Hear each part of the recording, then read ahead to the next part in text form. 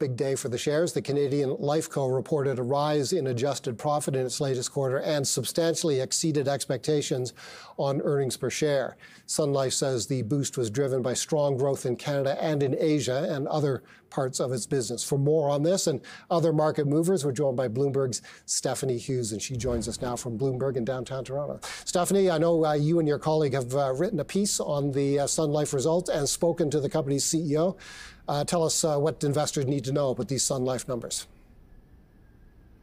Yeah, that's right, Paul. So yeah, meaningful move upward in Sun Life shares, those shares moving as much as 5.4% today. That was the biggest intraday gain since January 2021. And it's something of a turnaround story for the life insurer as in the second quarter, as the earnings per share of $1.72 exceeded analyst expectations. It was driven mostly by the Canadian and Asian segments, as you mentioned, and also by lower expenses for the most part. Analysts also flagged some of the drags on earnings, like the U.S. dental segment. An interesting comment from Scotiabank's Manny Grauman. He said he was encouraged to see that management's medium-term return on equity targets return to a guidance of 18% and higher sooner than he expected. And he said that this was a positive because that it was able to bounce back so quickly, especially since the first quarter was so disappointing to a lot of analysts and investors. Like you mentioned, the CEO did speak with my colleague, Christine Dobby, and I think he could hear that same disappointment with the first quarter. He said that quarter was the anomaly there, suggesting this tone of confidence for the company moving forward. And perhaps this move upward today is a first step in that confidence and turnaround there. Another name I'm looking at is Hudbay Minerals. Hasn't had as good a day as Sun Life. Shares slipped as much as 9.8%. That's the biggest drop since September 2022, but shares were able to reverse some of those losses as the trading day went on.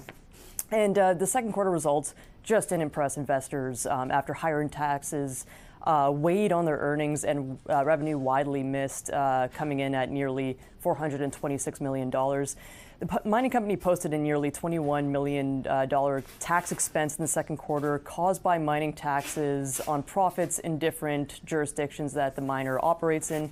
And management added that the limited deductibility of certain expenses and foreign exchange fluctuation on tax balances were also added to these costs. On top of that, copper production slipped on a quarterly basis. However, Hudbay did maintain its copper and gold production for the full year and acknowledged that its cost guidance would be reduced moving forward. So there's a few silver linings for the miner there, Paul. We spoke to Sam Crittenden in the past half hour on commodities here on BNN Bloomberg. He likes the stock a great deal, has an outperform rating on it and a price target of 18 Canadian dollars. We maybe put a graph up again. It's basically sub $10 right now. He thought the production was in line with what he expected. The tax bill was a bit of a surprise, but nothing that changed his fundamental view. And he liked the cost reduction guidance a great deal. I want to go back briefly to Sun Life, Stephanie. You mentioned the dental business in the United States, and I think you said something like, of course, again, the dental business was a drag on performance in the United States. Analysts are really pointing to that as well. Gabriel Deschênes at National Bank of Canada used the phrase yet again to describe the disappointing performance in the dental business. It has to do with Medicaid, the Medicaid program, and redeterminations, I believe, of who's eligible and who's not for Medicaid dental benefits. What are you hearing or seeing in analyst reaction about this ongoing weakness in an important part of Sun Life's business south of the border?